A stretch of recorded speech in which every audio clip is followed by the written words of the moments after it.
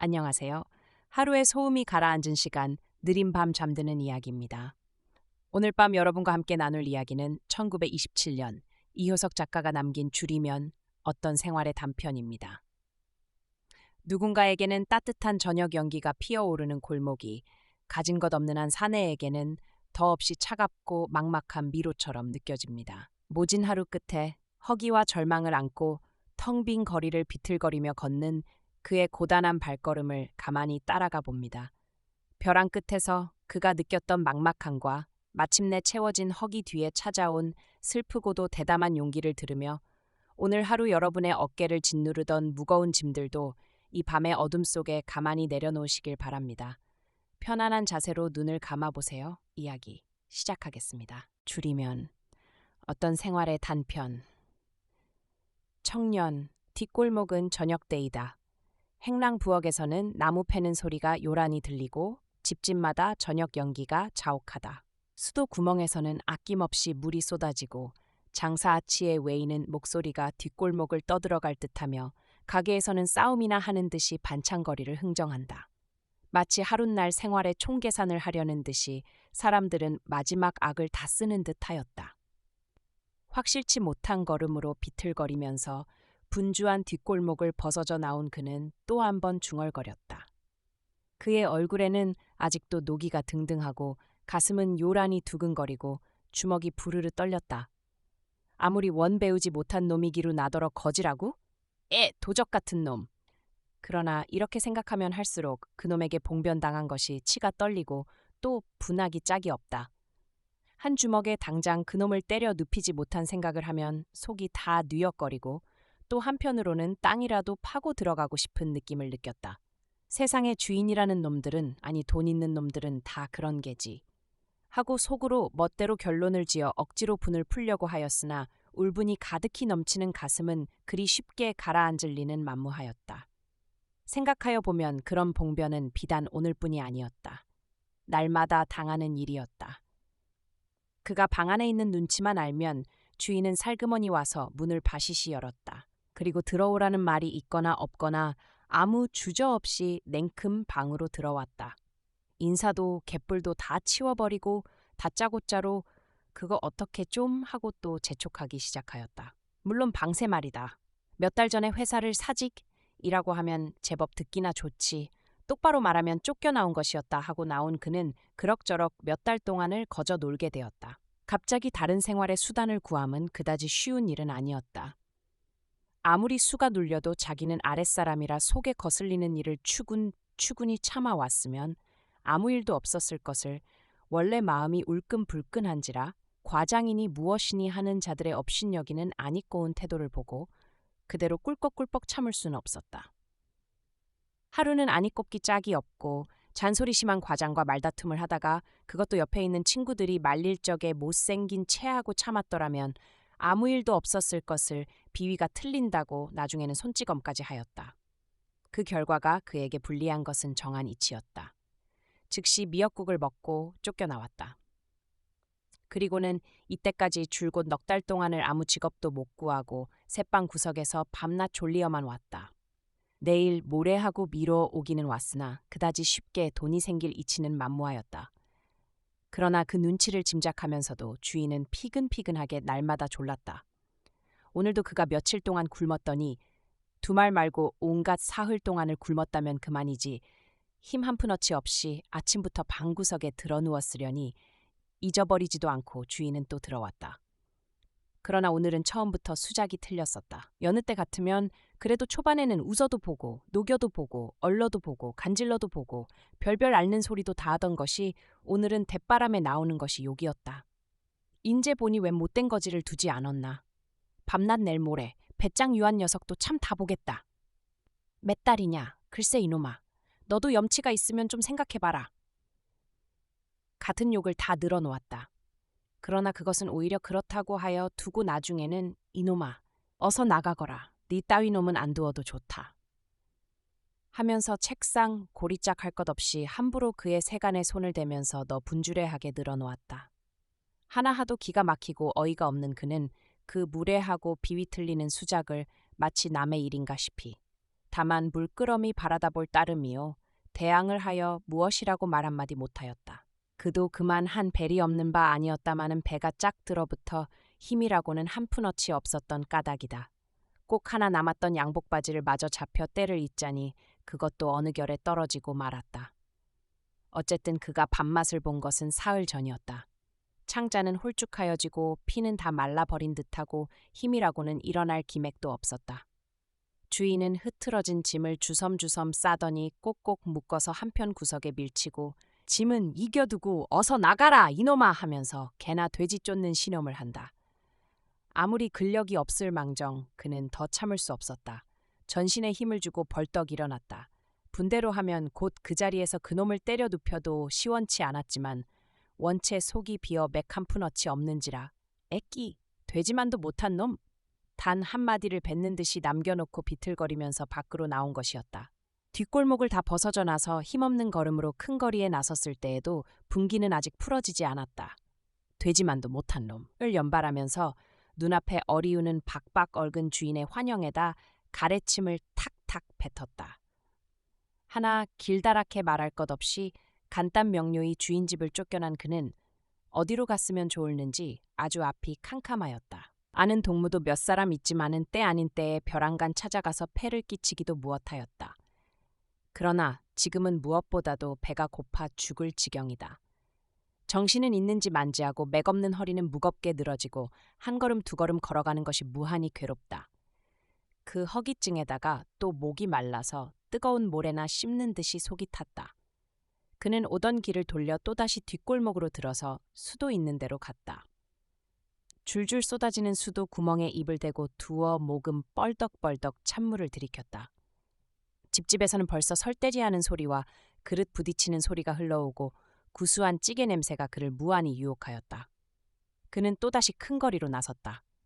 하루 동안 밟고 짜고 끌리고 부르짖고 들볶아치던 도에는 꽤 어수선하고 난잡하게 벌어졌다. 제인 사람들의 걸음, 잔치나 벌어진 듯한 공설시장, 사람들은 살기 위하여 마지막 악을 쓰는 듯하였다. 그는 문득 하늘을 우러러 보았다. 넓고 높고 유구한 하늘은 마치 영원 그것과 같았다. 그 밑에 벌어진 조그마한 도회, 그 속에서 볶아치는 더욱 작은 사람들, 그 사이에 전개되는 생활이라는 것은 무한히 작게 보였다. 하늘은 이 사람의 세상에서 일어나는 모든 일을 인정한다는 듯이 엄연히 내려다보고 있다. 큰 벽돌집 밑을 지나 공설시장 역까지 그는 걸어왔다. 며칠 전에 거지 아이가 죽어 자빠졌다고 곁에 달려들지도 못하던 우체통 옆 바로 그 자리 위에 오늘은 멍석을 펴놓고 그 위에는 과물전이 열려 있고 그 앞에는 사람들이 담을 싸고 과물 흥정을 하고 있다. 그는 이렇게 생각만 하여도 지긋지긋하고 골치가 딱딱 울린다. 아니 나는 무엇을 또 생각하노 하고 그는 문득 자아로 돌아왔다. 그래 그것보다도 지금 배가 고파 죽을 지경인 그에겐 무엇이든지 먹을 것이 필요하였다. 음식점에서는 가든 음식물이 그에게 손짓을 하고 과물전 앞에는 산더미같이 쌓인 과물이 그를 부르는 듯하였다. 그의 전신의 신경은 그리로 몰리고 온 감각은 과물 그것이었다. 달려들어 그 속에 코를 쑤셔봤고 시원한 과물을 마음껏 씹어먹었으면 속에 들어가자마자 신선한 피가 되어 다시 몸을 순환할 때에 전신을 펄펄 뛰게 재생시킬 것 같았다. 이런 것을 눈앞에 잔뜩 두고도 못 먹는 생각을 하면 기가 막힐 일이었다. 저렇게 먹을 것을 풍성히 두고도 사람을 굶어 죽이는 놈의 세상. 하고 커다랗게 하나 그는 다만 그렇게 생각하였을 뿐이다. 그것을 부르짖을 만한 힘조차 없었다. 어느새 또 느슨하여진 허리띠를 또 한 번 꼭 졸라매려고 하였다. 그러자 갑자기 무슨 좋은 수나 생긴 듯이 눈을 번쩍이면서 그는 자기 몸 엔다리를 한번 훑어보았다. 그리고 새로운 발견이나 한 듯이 미소를 띄었다. 모자와 두루마기 그것만 갖다 잡혔으면 한때 아니라 하루라도 훌륭히 지낼 수 있을 것이다. 맨몸뚱이 아니라 나중에는 발가숭이가 되는 한이 있더라도 당장 죽을 것을 면해야지 하고 그는 생각하였다. 이 우연한 발견에 그는 인제는 살았다는 듯이 떼어놓기 어려운 걸음에 억지로 힘을 주면서 늘 다니던 집으로 불이 나게 향하였다.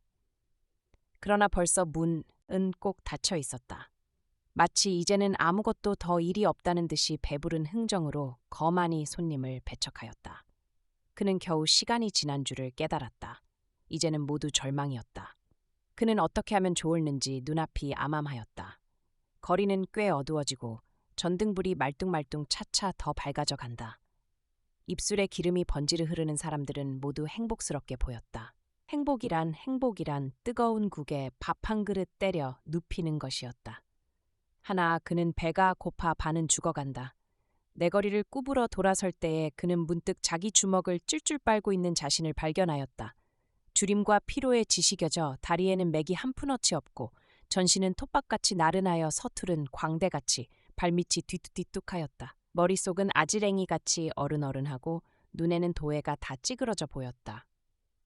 세상이 뒤바뀌고 사람들이 머리로 걸어가고 전차는 모두 삼각형이다.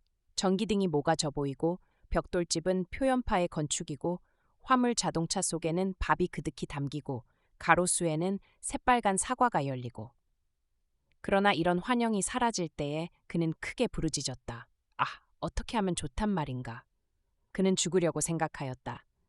그리하여 자살의 수단을 일일이 머릿속에 그려보았다. 그러나 다음 순간에 그는 내가 죽는다고 세상이 금방 잘 될 것도 아니고 여러 사람이 행복을 누릴 것도 아니다. 다만 나만 죽어버릴 따름이지 하고 생각하고는 죽기를 단념하였다. 죽음보다도 지금 배가 고파 못 견딜 판이다. 큰 벽돌집 꼭대기에는 소화제의 광고가 화려하게 빛났다. 배고파 죽는 사람도 있는데 배부른 놈을 위한 소화제. 이러한 평범한 이론이 그의 머릿속에 새로 일어나기보다도 먼저 그는 그저 이놈의 도해를 하고 주먹을 불끈 쥐자 도해가 한꺼번에 와르르 부서지는 환영이 그의 눈앞에 어리었다. 그는 말할 수 없는 쾌감을 느꼈다. 그러나 행복스러운 환영이 깨진 순간에 주림이 또다시 복받쳐 올라왔다. 실룩실룩 경련하는 눈에는 눈물이 가득히 괴었다. 못생기게! 그는 마저마저 울려하는 마음을 매질하고 자조로 눈물을 뿌려버렸다. 그리고 걸어오던 거리를 휙 구부러질 때에 빛나는 사람들이 웃음을 치면서 나왔다. 그 뒤로는 맛 좋은 냄새가 진동쳐 흘러왔다. 그것은 그에게 그 무엇을 암시하였다. 그의 발은 거의 반사적으로 그 식당 앞으로 향하였다. 이제 살 곳을 찾은 듯이 염치 좋게 식당 문을 열고 금방 쓰러질 듯한 몸을 식당 안으로 던졌다. 배를 든든히 채워놓으니까 겨우 확실한 의식이 회복하고 머릿속에는 파르스름한 똑바른 사상의 싹이 움직이기 시작하였다. 사실이지 그는 며칠 동안 쫄쫄 굶은 벌충을 한꺼번에 채우려는 듯이 탐식하였다. 행여 다른 손님 없었던 것이 다행이었지. 만일 그의 탐식하는 꼴을 보았더라면 누구든지 사람으로는 안 여겼을 것이다. 정말 배부른 사람들에게 주림이라는 것이 어떤 것인가를 보여주고 싶으리만큼 그는 먹음직스럽게 먹었다. 얼마나 많이 먹었는지는 테이블 위에 꽉 찬 그릇의 수가 증명할 것이다. 그 자신도 이제 테이블 위를 바라볼 때에 새삼스럽게 놀랐다. 동시에 그것이 무엇을 의미하는가를 깨달았을 때에 갑자기 공포를 느꼈다. 그는 무의식적으로 주머니에 손을 넣어 보았다.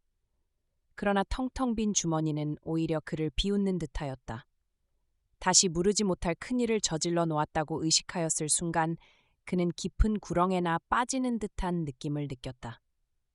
그러나 한편으로는 이왕 이렇게 된 바에야 하는 배짱 유한 생각이 났다. 그리고 아지 못할 용기도 솟아올랐다.